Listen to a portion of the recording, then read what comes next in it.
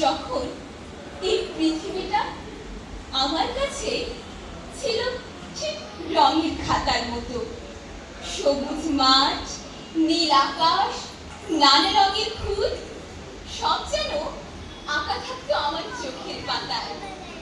মনে হতো এই পৃথিবীটা কখনো বদলাবে না, কিন্তু আমি ভুলছিলাম।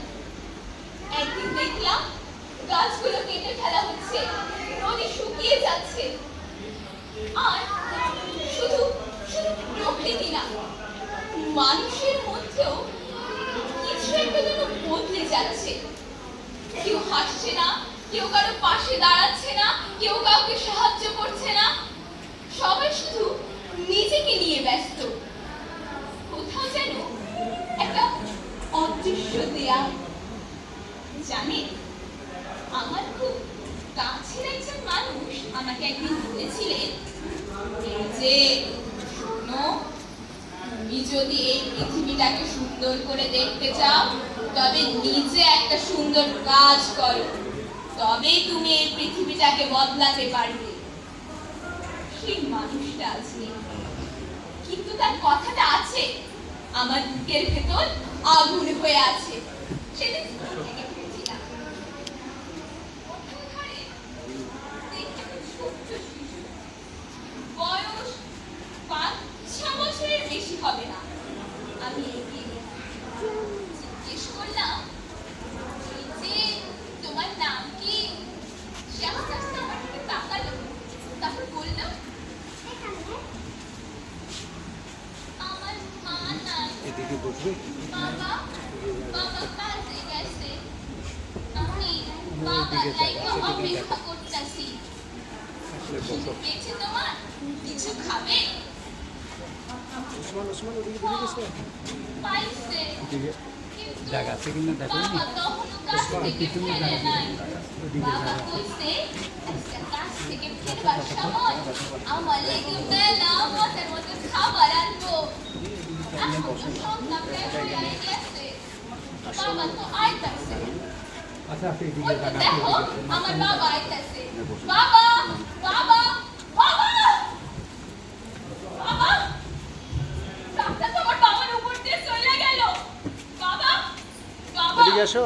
কথা কও না, রক্ত রক্ত। ও বাবা বাবা, তুমি কথা কও না, বাবা কথা কও না। তোমরা আমার বাবারে কেউ হাসপাতালে লয়ে যাও, অনেক রক্ত, আমার বাবারে হাসপাতালে লয়ে যাও না। তোমরা দাঁড়ায় দাঁড়ায় ভিডিও করতেছো কেন? আমার বাবারে তোমরা হাসপাতালে লইবা না, আমার বাবারে হাসপাতালে লয়ে যাও। আরে পুলিশ আমার বাবারে লয়ে যাইতেছে। বাবা বাবা,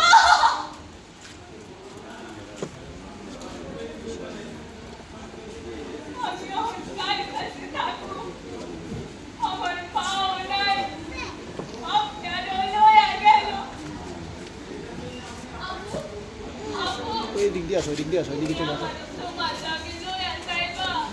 এদিকে আসো, আমার এদিকে আসো।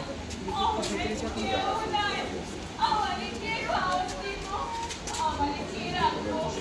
আপু তুমি আমারে লয়ে যাও।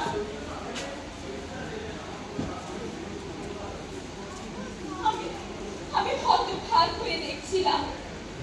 সন্ধ্যা নেমে এলো, চারিদিকে অন্ধকার ছেয়ে গেল, আর আর আমি শুধু ভাবছিলাম, মানুষের মনুষ্যত্ব কি হারিয়ে গেছে?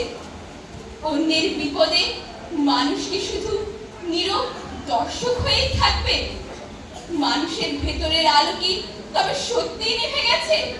না না, আমরা তো এমন পৃথিবী চাইনি। আমরা তো চেয়েছি সেই পৃথিবী যেখানে সকলে একসঙ্গে থাকবে, যেখানে সকলে সকলের সুখ দুঃখ ভাগাভাগি করে নেবে।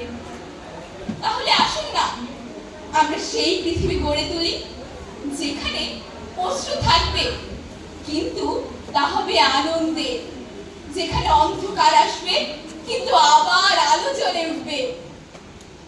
আমরা চাই একটা সুন্দর পৃথিবী গড়ে উঠুক, একটা আলোময় পৃথিবী গড়ে উঠুক, কারণ আলো না থাকলে পৃথিবী থাকে না, আর মানুষ মানুষ যদি মানুষকে ভালোবাসতে না পারে তবে মানুষও আর মানুষ থাকে না। ধন্যবাদ।